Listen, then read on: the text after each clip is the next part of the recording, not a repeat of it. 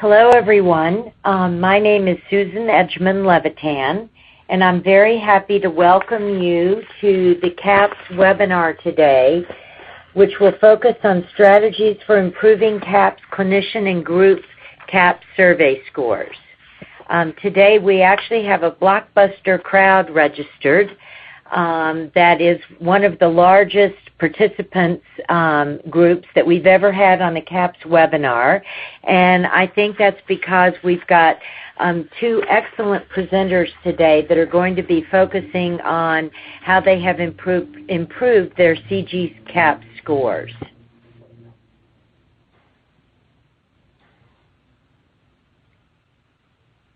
So this is part of the CAPS webcast series, and these are funded by the Agency for Healthcare Research and Quality. And the Consumer Assessment of Healthcare Providers and Systems program has been active since 1995. We actually just celebrated our 20th anniversary in the fall. And the consortium developed standardized surveys and related products, including the CAPS database, where people can deposit their data and then have access to national comparative data. One of the hallmarks of the CAPS surveys is they assess patient experiences of care, and they are developed for both the ambulatory and facility-based care.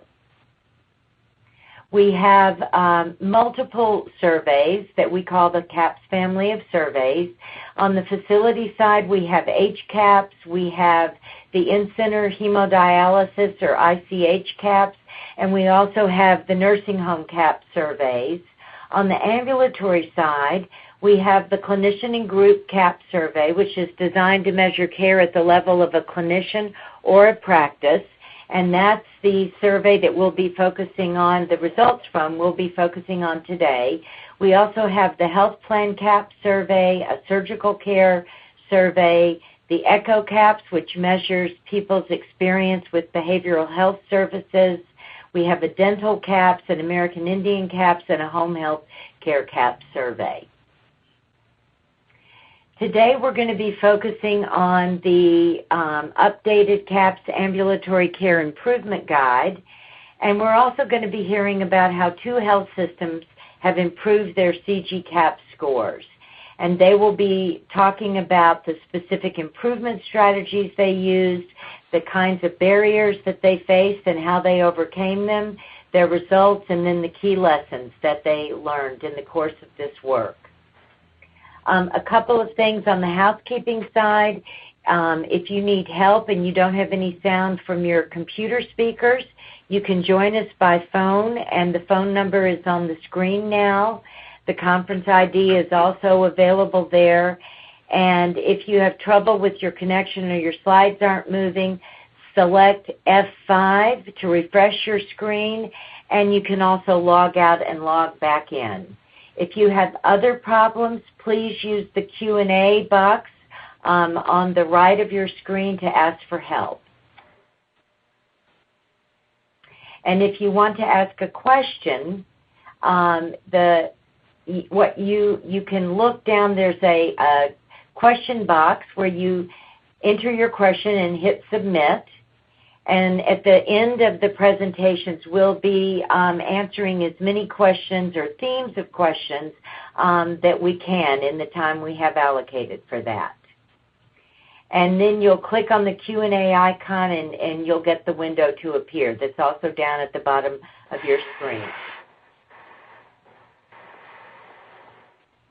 And you can download the slides. If people have already begun to ask questions about that, when you hit the icon for a PDF, that's also down at the bottom of your screen, and that will enable you to download the slides from today's presentation. If you also want to access event materials and resources, you can also click on the resources icon.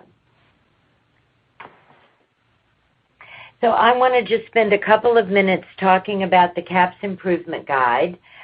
We first published this guide in 2003, and over the years, it has actually been one of the most popular features of the CAPS website, which is part of the ARC website. It was designed to be a comprehensive resource for health plans, medical groups, and other providers seeking to improve their performance in the domains of quality measured by the ambulatory CAPS surveys. And there are 3 goals for the guide. One is to help organizations cultivate an environment that encourages and sustains improvements in patient-centered care. It also provides a lot of information about how to analyze your CAPS survey results, and also as well other forms of patient feedback that can help you identify your strengths and weaknesses. And one quick comment about that. One of the things that we often find working on quality improvement around CAPS is that when people get survey results that they're not pleased with, they often think that the next thing to do is another survey, when in fact it might be much more effective and cost efficient to actually use some of the more qualitative patient feedback that we highlight in the improvement guide to actually get a better and deeper understanding of why people are responding to the survey the way they are. And I think equally importantly, it also often gives you ideas about how to improve the scores. And then the last big component of the guide is strategies for improving performance that are based around the different domains of the CAPS ambulatory surveys. So the way that the guide is structured is there's an About the Improvement Guide. There's a section on why is it important to improve the patient's experience. It has a lot of the evidence about why this is an important component of quality. It has a section called Are You Ready to Improve that helps people lay the foundation for things that we have learned are very, very important to have in place if your CAPS improvement efforts are going to be successful. We also, the next segment of the guide talks about ways to approach the quality improvement process. We then have a section on determining where to focus your efforts to improve the patient experience. And then finally, we have a set of interventions in the last section under the strategies for improving patient experience that are designed to help you improve the different domains where you may be focusing your improvement efforts. This is a list of the strategies. I'm not going to go through all of these, but we have pretty robust improvement strategies here, and we've just finished are in the process of finishing an update of the guide that also has updated resources and websites and other materials and tools and resources that hopefully you will find helpful. So today's speakers, I've already introduced myself. I'm the Executive Director of the Stoeckel Center for Primary Care Innovation at Mass General, and I've also been the co-PI on the Yale-Harvard CAPS team since 1995. And we're very lucky today to have Rick Evans, who is the Senior Vice President and Chief Experience Officer at New York Presbyterian Hospital, who's going to be sharing actually some of the work that he did here at Mass General, where he was until last fall, as also the Chief Experience Officer. And then we have Deborah Rosen, who is the Director of Quality and Health Education at the Northeast Valley Health Corporation in San Fernando, California. And they're going to be sharing their respective strategies for improvement. So with that, I'm going to turn this over to Rick. Well, good afternoon, everyone. It's a pleasure to be with you and to share some of the work that we've done, as Susan said, both at Mass General in Boston and a little bit here in New York City. Just a word about New York Presbyterian. We are a large academic medical center with multiple sites scattered throughout Manhattan and around the greater New York area. You can see our stats there. I won't do the commercial. We also have 4 regional hospitals that are associated in addition to our 6 core campuses. So making change in patient experience here is challenging and has to be done really at scale. So we have to be very creative. I wanted to start with talking today about sort of where do you begin improvement work?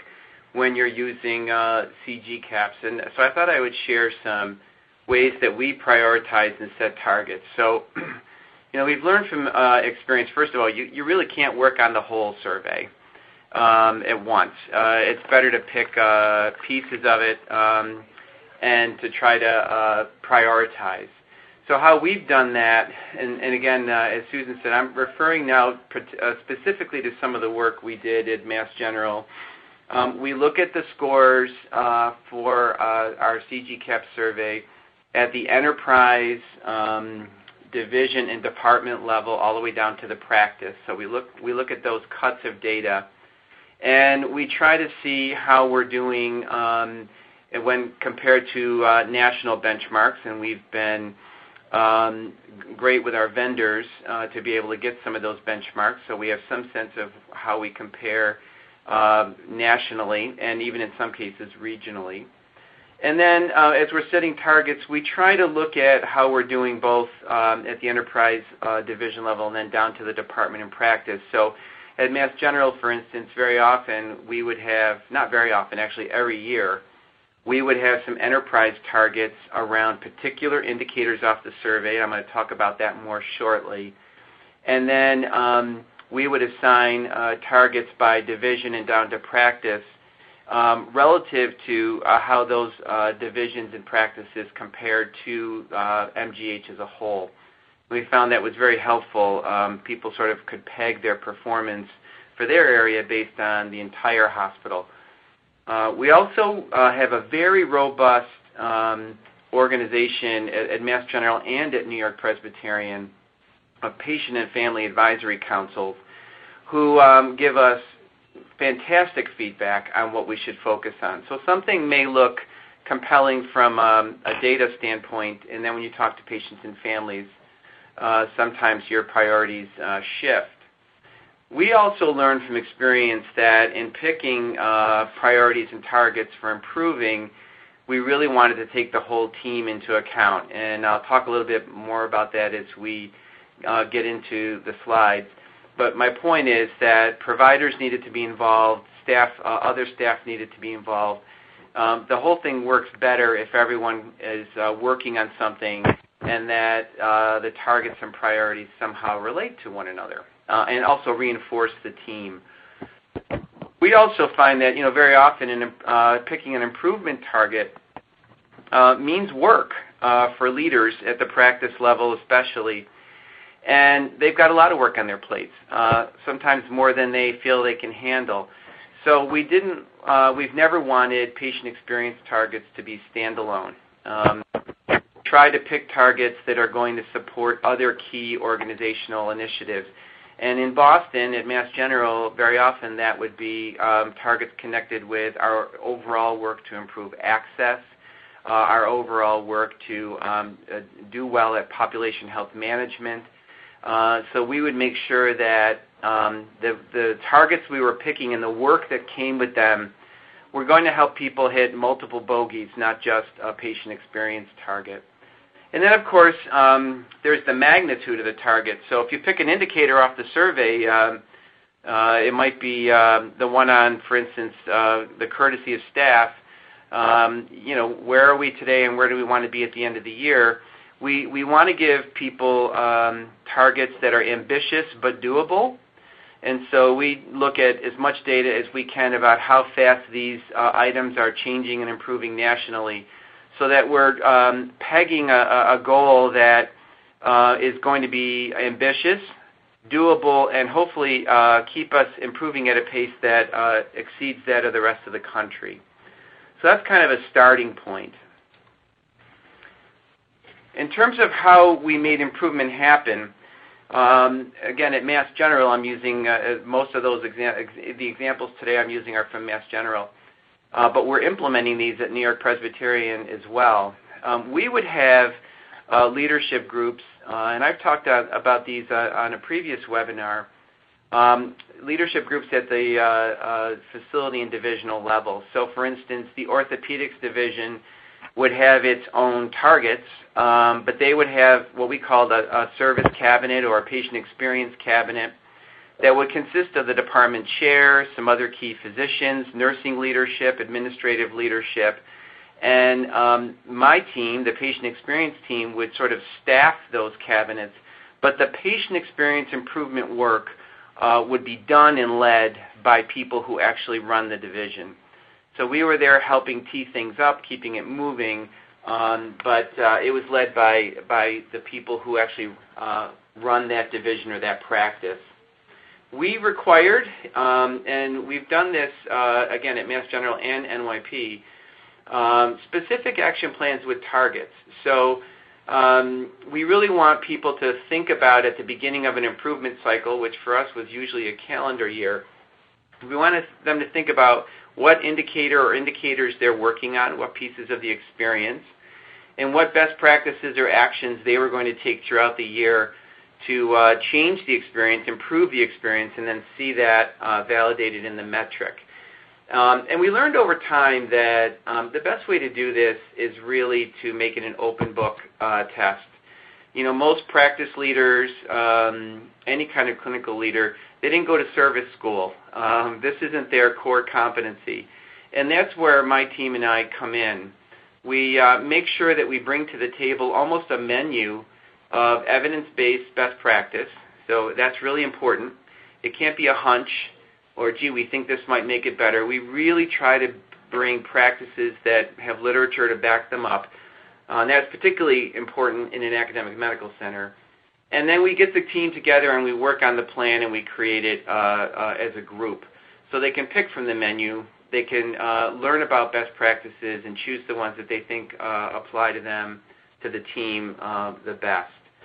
So that seemed to work very, very well. And it made it not just a check-off exercise where I submitted my plan. I'm not sure if it was good, but I checked off the box. The plans became meaningful. And again, in our experience, we tried to really balance. This was the last slide when I was talking about team interactions. So we wanted to avoid the finger-pointing, physicians saying, well, I'm doing a great job. It's the front desk staff, or the front desk staff saying the providers make it so hard for us. We tried to pick indicators that really reinforced the team, including the indicators on staff courtesy and helpfulness. There are certainly the indicators on provider communication. And then we found very often we were working on wait time and test result issues as well. And those are, by definition, team functions. So those are the ways we tried to sort of structure our improvement. In terms of barriers, we thought we'd be a little transparent here, what made this hard. Again, most of these barriers, all of them I've encountered, and I have the scars to prove it. But in terms of provider buy-in, we found the best way to get providers to buy in was to show them their individual results, and CGCAPS is great for that. You can very often narrow it down to the provider so they can see the specific feedback about the perceptions of their care of their patients. Leader bandwidth is always tough, whether that be provider leadership or administrative leadership, and as I mentioned earlier, we try to link things to other organizational priorities so that nothing is a one-off, that best practices implemented as part of a patient experience improvement plan will also help really improve quality, safety, and other key issues, access, other key issues. A huge issue, I think, and becoming more and more prominent, really provider cynicism and burnout. There's a lot of misperception out there about what patient experience is all about. And I won't even say patient satisfaction anymore because I think we've gone well beyond that. And a lot of providers, they're rushed, they have a lot of pressure, and it comes down to, I'm trying to make patients happy whether or not it's clinically good for them. And that's when you start to see these articles out there about, well, I'll get good scores, I'll just give everybody pain meds, that kind of thing. And we don't believe in that at all.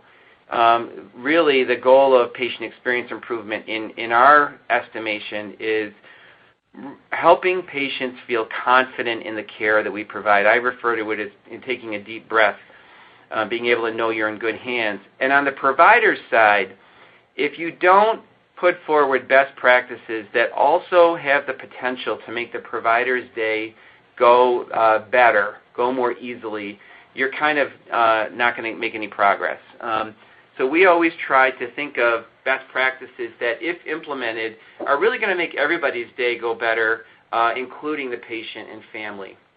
I already mentioned that we try to pick indicators to reflect the work of the team, so you don't have the docs blaming the staff and the staff blaming the docs or some other version of that.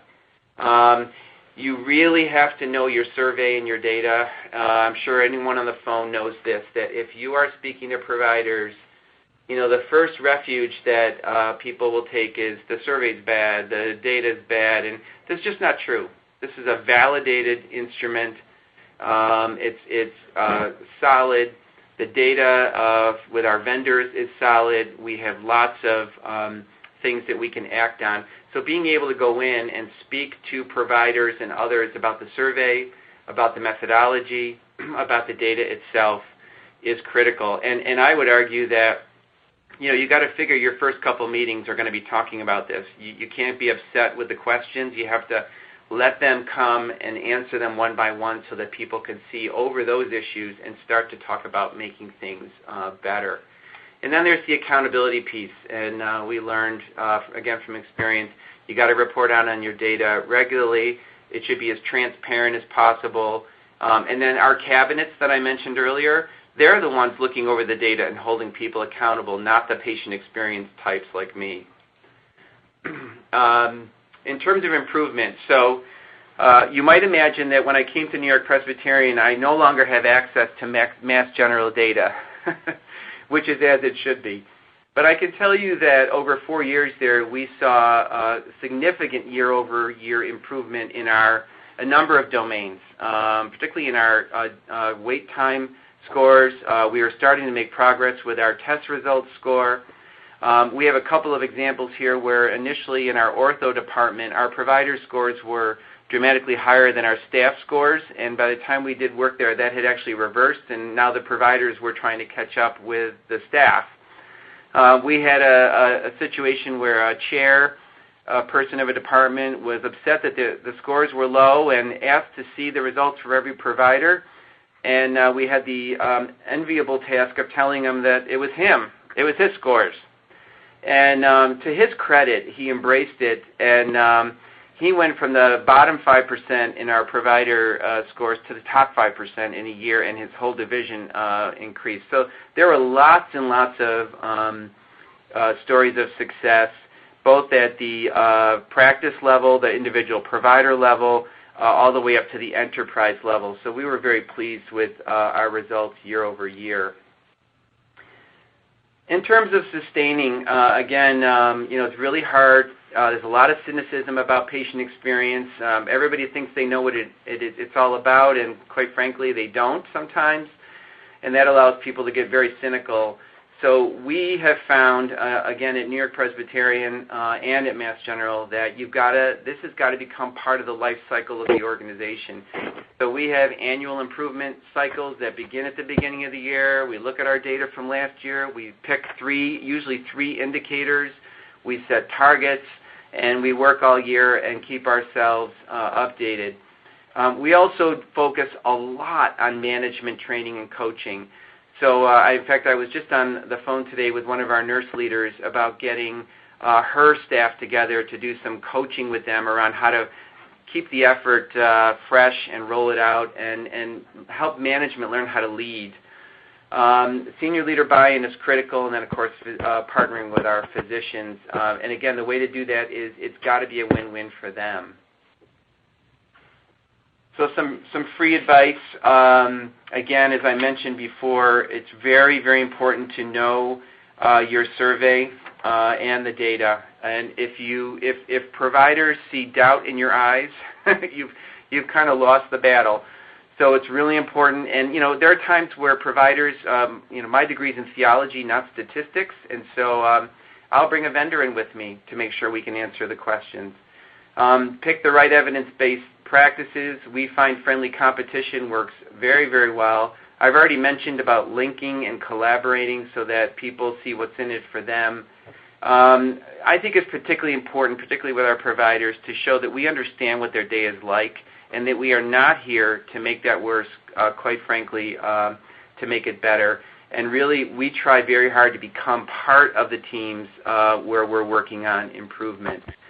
So that's kind of a high-level summary of what's worked for us both at Mass General and here at New York Presbyterian. I hope that was helpful.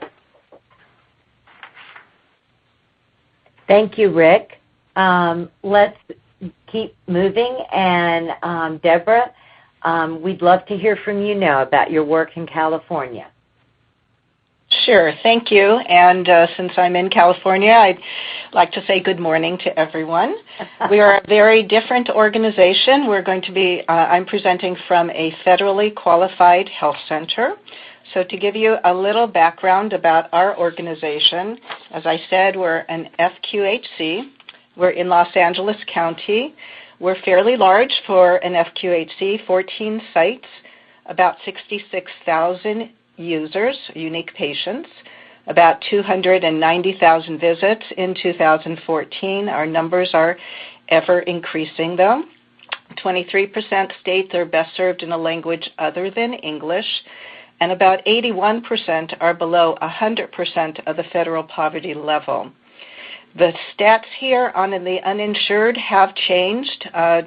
Now in 2016, we actually are at about just 20% uninsured. So almost all of our children now have insurance, and about 80% of our adults as well.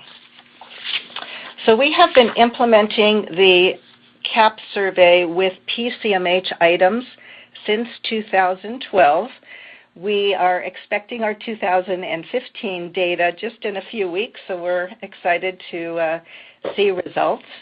But when we look at the data, we are looking at, of course, how to analyze the data, and we look at overall or enterprise-wide, and we also look specifically at sites, and we review the data. Typical of all of our QI work, we look to our sites within our health center, those that are performing well, and we share best practices among each other.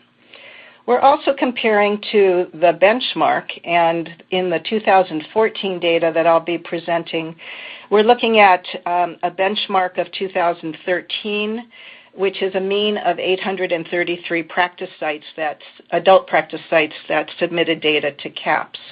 So, of course, we're comparing ourselves to that benchmark. And then, of course, we're looking at changes from one year to the next, and we're analyzing them to determine if the change is statistically significant. But Northeast Valley also uses other surveys and data. It's very important that we need to supplement the CAHPS data. We do the CAHPS survey annually, so it's a long period of time from one data set to another. So in between that, we have implemented another survey, which is a point-of-care survey called the Pulse 1-Minute Survey. And that is done at the end of the visit, just 2 short questions asking the patient and an open-ended question in thinking about your visit today, what went well and what could be improved. And so here the patient has an opportunity to really write what's important to them, and the verbatim responses are quite powerful. We also shadow our patients. With permission, we ask our patients if we can shadow them through their visit, and this gets an opportunity to really see the visit through the eyes of the patient, which is critically important. And we also have patient advisory councils, and we're able to elicit their feedback, their questions, and they help us with our quality improvement efforts. So I am going to share data for our results from 2012 to 2014. And as you can see, there are many different categories in the PCMH, adding the PCMH items. So you can see that also there hasn't been tremendous change over the 3-year period. So it is very challenging to move the dial. And it does take, and I'll share with you more and more, it does take very focused and intensive intervention to make changes. And these are basically the top box answers, either always or usually, The questions may be a lot or yes, and in the provider rating, it is between 8 and 10. So you can see that there's quite a range with some of these answers, and then I'm going to go a little bit more on how we focused our efforts. So we do, where do we start? We, of course, review the data.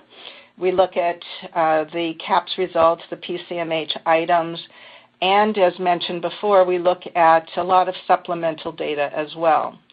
But we also have make sure that we're compliant with regulatory agencies, and they direct us in many ways as well. So we are Joint Commission accredited, and we are PCMH recognized. And so in there, we're looking at improving self-management goals. So that's an area of focus to make sure that we're compliant with the Joint Commission.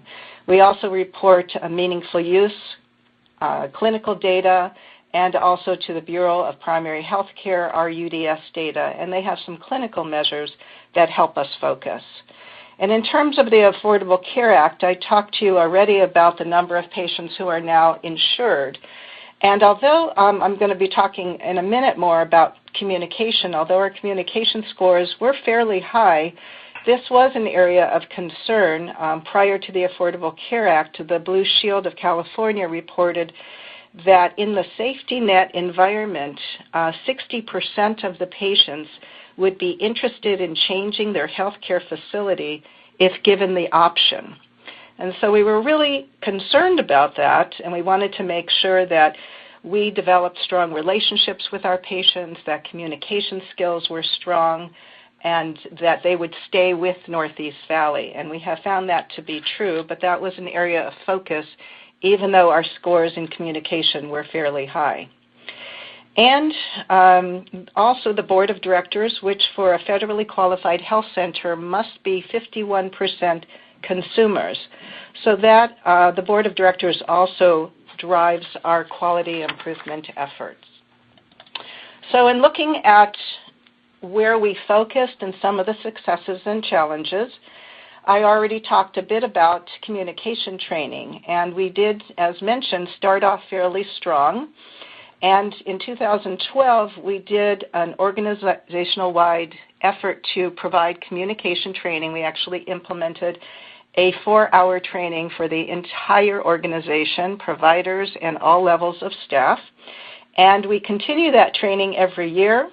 We have added training for managers on helping them coach their staff, and we've provided some motivational interviewing training.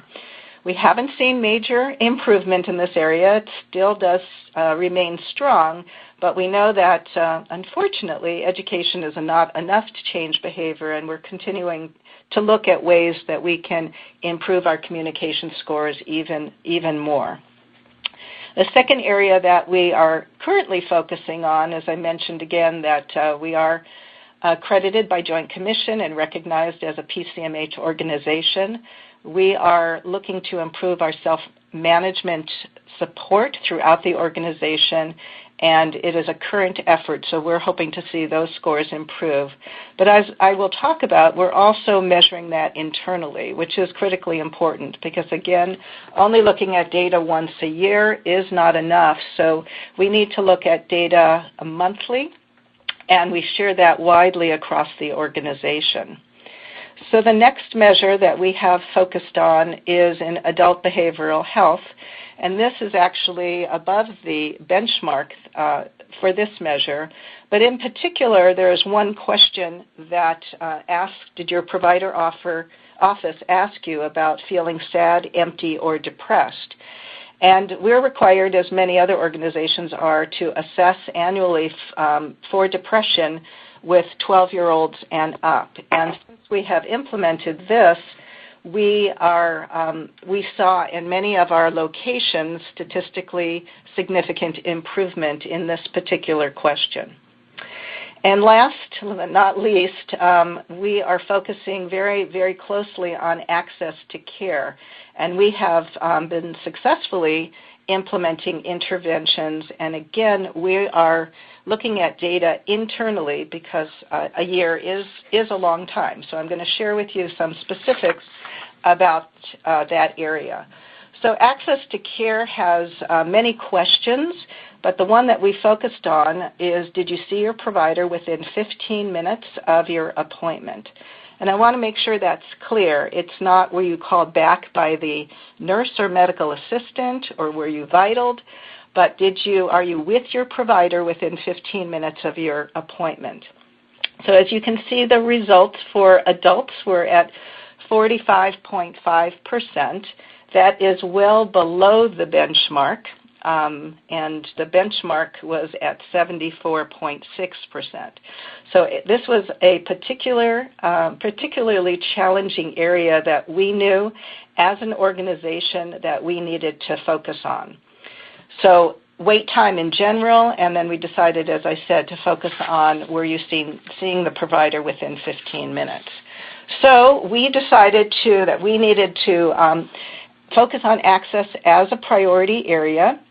As I said, we identified this both through the CAHPS data, but specifically also through that point of care data, through patients' comments and complaints, and this was really a focus of our patients. In fact, we really feel that our patients would be extremely happy with our organization if we can improve in this area. It was also driven by our board of directors and our executive team. And we knew that it was important to measure it internally, so we actually think our patients were quite generous with giving us a 45.5% score, but we had to measure it ourselves. So we had been measuring cycle time score, so cycle time from the beginning of registration to the end of the visit, but in particular we had to develop a way to measure from registration to seeing the provider. So we were able to do that. And we know the importance of sharing the data widely across the organization. So we compare ourselves to one site to another, and we review that information monthly, and there is some friendly competition. So no one wants to be at the bottom of any measure, and particularly this access measure. As I said, we compare from site to site, and we do, although we use best practices for interventions, we're also looking to the site to really work with their staff to create interventions that may be effective at their site. So I'm going to mention some of these, and these are not rocket science. So as you can see, the first one is that one site decided that they would bring their medical assistants in 30 minutes earlier. So it makes perfect sense. That way, when the provider arrives, that patient is already in the room, vitaled, and ready to be seen. So that, we know, has been very, very effective, and our other health centers are adopting that intervention.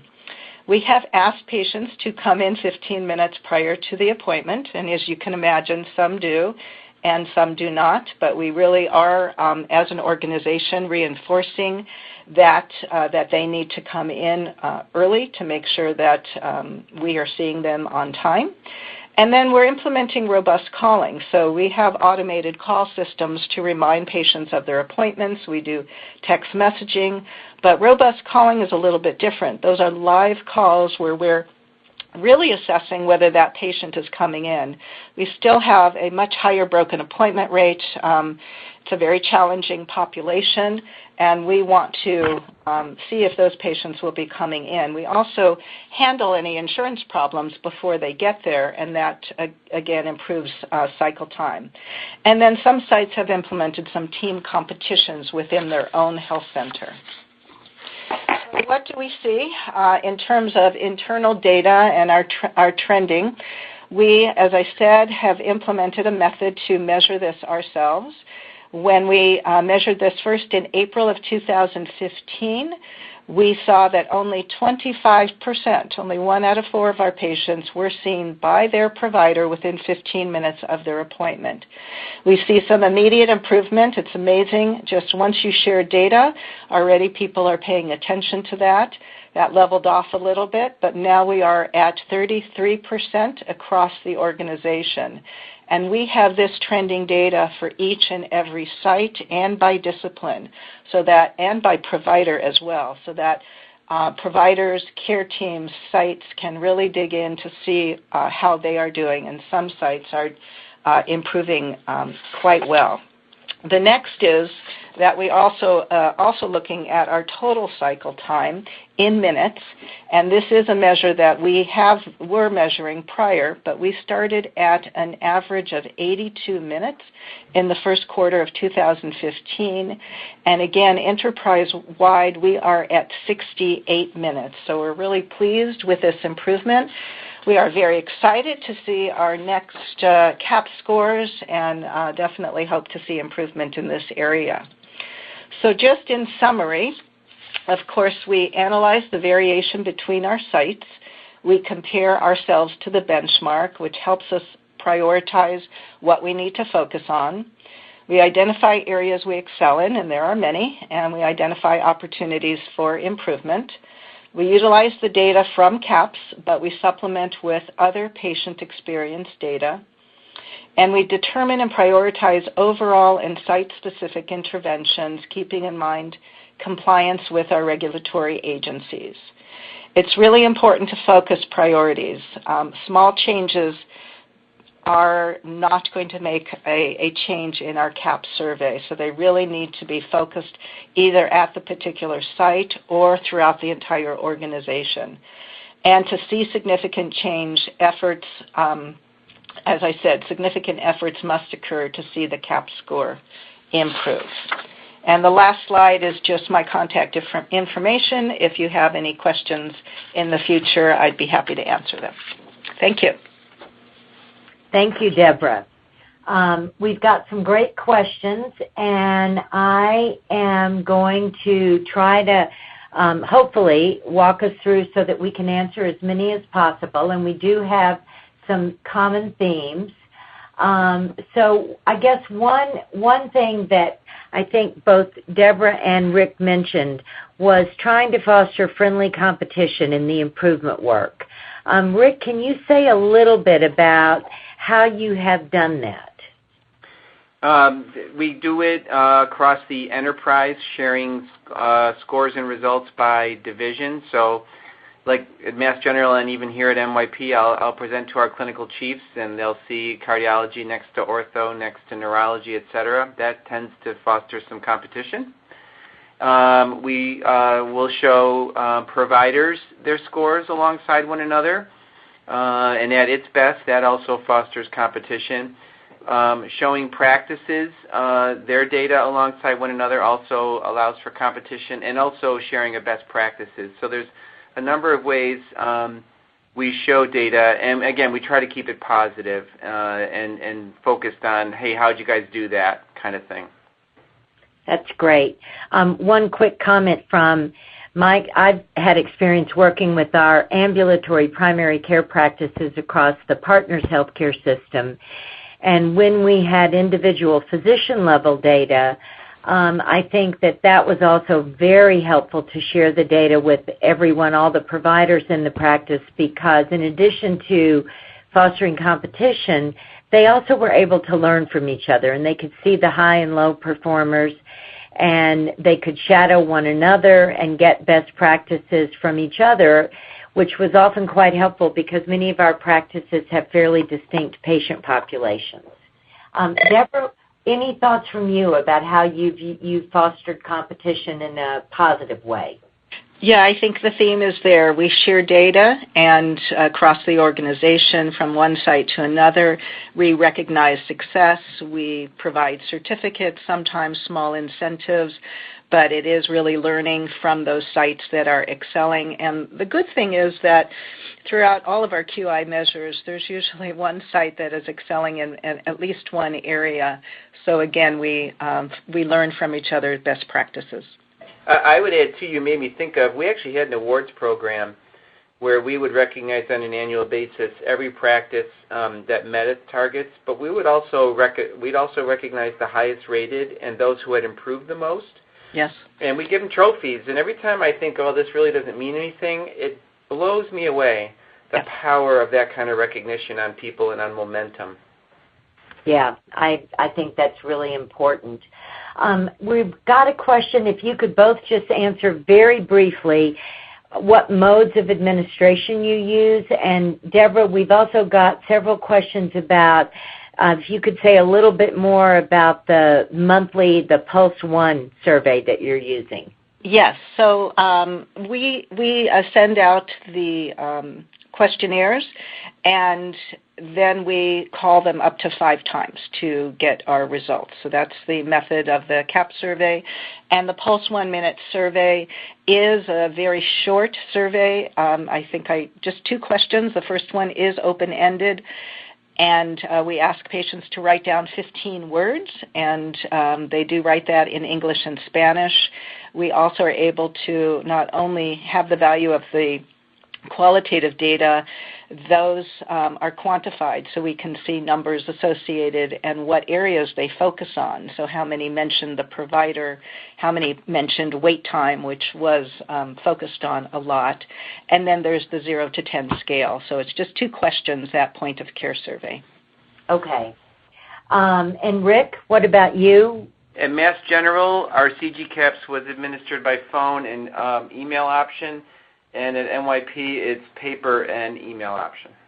And actually, just one quick thing. When you say by phone, it was primarily done using interactive voice recognition. Is that correct? That's correct, IVR. Yeah. Okay. All right.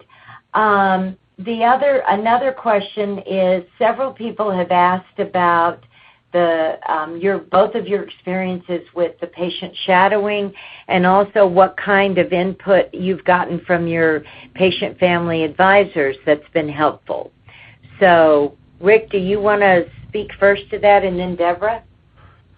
Sure. Our patient advisory councils focused us like a laser beam on wait times and on test result metrics. So, and they were very, very strong about that. So, we tended to focus first on provider communication or on staff courtesy, and those things are important and priorities. But what they were telling us was that they needed to be informed both of where they were in the process and of their test results. So that was pretty strong refocusing of our effort. And then the shadowing. We actually have a wonderful shadowing program at Mass General, and we're actually building one here at NYP, where we had a person on our staff who was an executive coach, actually, and an expert in communication coaching, and she would shadow our providers for half a day and then give them feedback on best practices.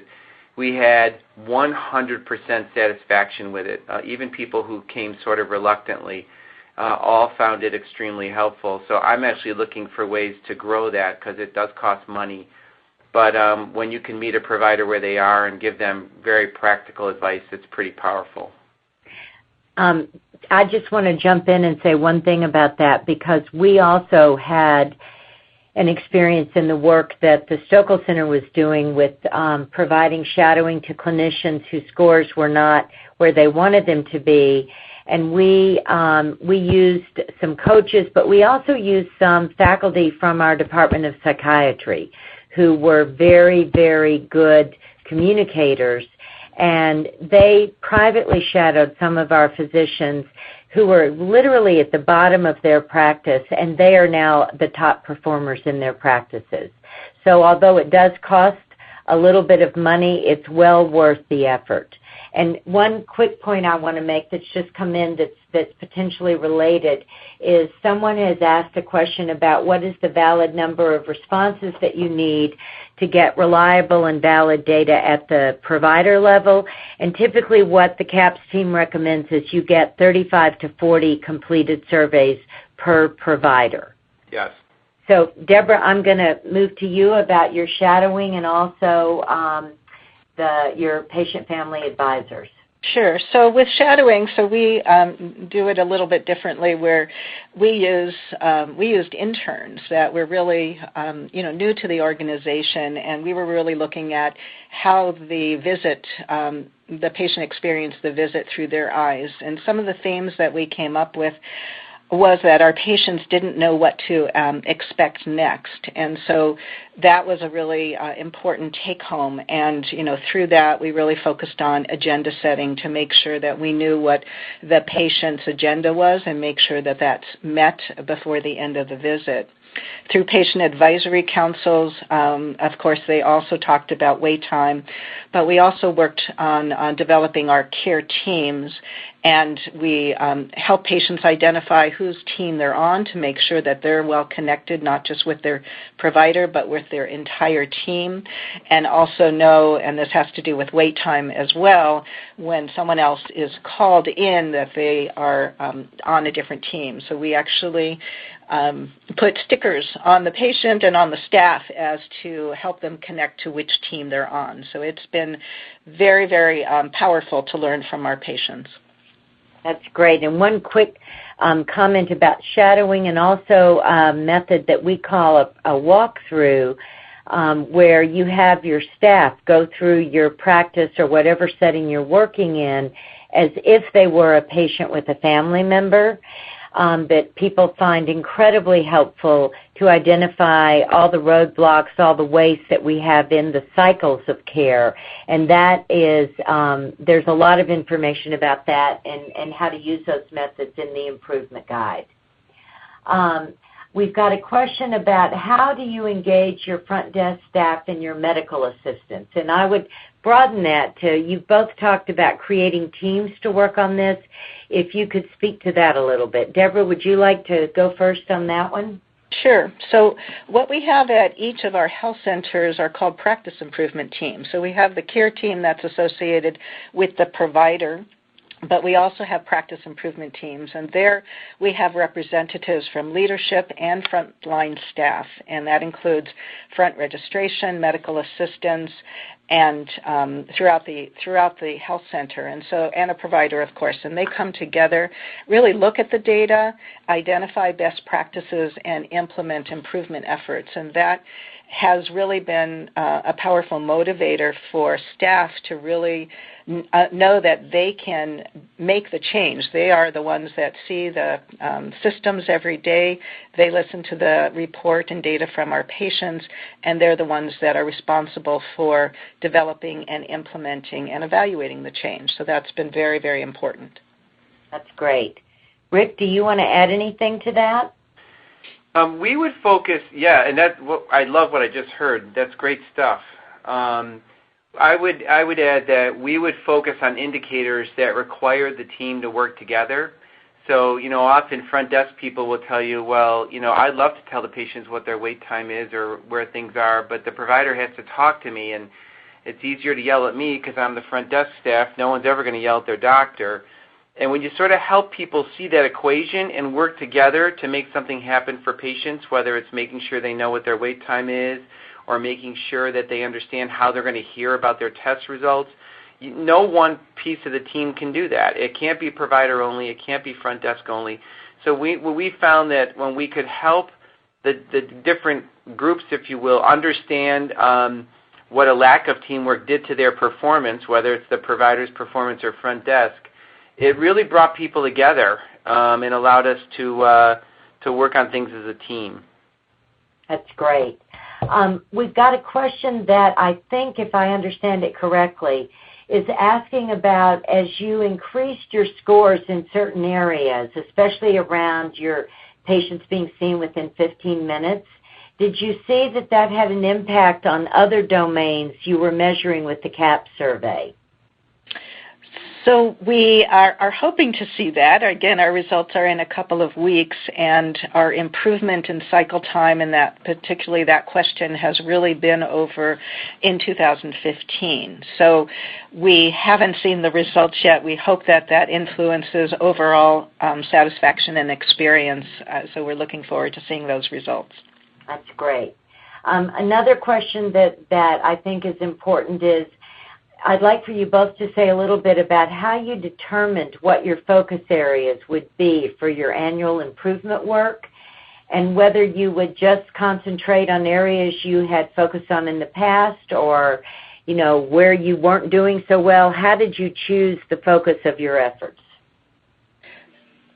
If I could just start with, we knew that wait time had been a problem for many years. In fact, there were some in the organization that didn't even want to measure it individually because she thought would not be possible to improve. So I think that this is a long-term problem, and with all of the data, both the CAPS data and the point of care data, we really as an organization decided to focus on that. And I think that when the entire organization came together and said this is a priority, that's when change happens. So that is something we, as I said, knew was a problem for a long time, but it really took an organizational effort to focus on. The other areas, self-management goals in particular, we knew that we needed to increase there as well. But again, the organization comes together and identifies it as a priority, and then we improve. So that is what it takes. That's great. Another important question is, can you each say a little bit about what kind of resources you have internally that help you with your data analysis and the evaluation of your results? So I can say on my team here at NYP and the team at Mass General, we did have two sources of support. One is we did have data expertise on our team. So at NYP, I actually have two FTEs. Remember, we're 10 hospitals and lots of territory, so two FTEs may sound to some like a huge amount, but it ends up being pretty tight. And those two FTEs are responsible for the many dashboards and data reports we produce both on our metrics and on our best practice process metrics.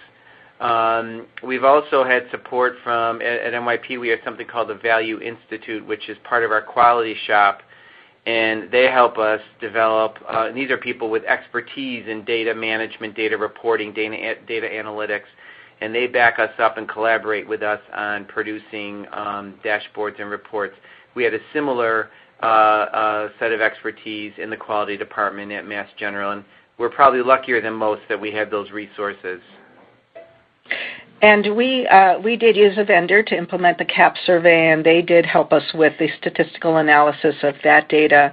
But we are also very fortunate for an FQHC to have a very robust QI team. I lead that team as now 4 on that team, which is really quite remarkable, as well as our IT department that helps us with data analytics. And we produce our own dashboards and post that on our intranet monthly, and that digs down into enterprise-wide, site-specific, so that each site can see trending data at their fingertips. Everyone at all levels of the organization have access to that. So we're definitely share our data and use our data in numerous ways. I would encourage, though, too, whether you have a data FTE or not, you have very likely have a vendor. And, I think sometimes we let dashboard paralysis take over. And this really isn't rocket science. And with the help of your vendor, I think most organizations can come up with something that's actionable. And I'd ask that we all not get paralyzed by that. Sometimes we let that happen. Yeah, I would agree with that. And I also would remind you and remind everyone on the call that there is a lot of information about this in the improvement guide. And we also have a CAPS help number that when people have specific questions, they can call and get advice from the CAPS Consortium. So we've got, I think, actually no minutes left. So I'd love for each of you to say one quick comment about another question that I think is very important, is what's your top advice for engaging providers to get involved in the patient experience improvement? I'll answer it quickly. It's really sharing the data and sharing it as compared from one provider, one care team, one site to another has been most effective for us. I would agree, and I would add, make it a win-win. It's got to make the doctor's day go better as well as the patient's, and there's lots of win-wins that work for everyone. Great. Great. Thank you both so much. This has been incredibly informative. I just want to remind people that you can download the slides and other resources on your screen. And we will have another webinar in April that's looking at how organizations have improved the CAHPS Health Plan survey scores. So thank you, Rick. Thank you, Deborah. And I encourage everyone to go on the AHRQ website and check out the improvement guide. And I hope you all have a wonderful day. Thanks so much.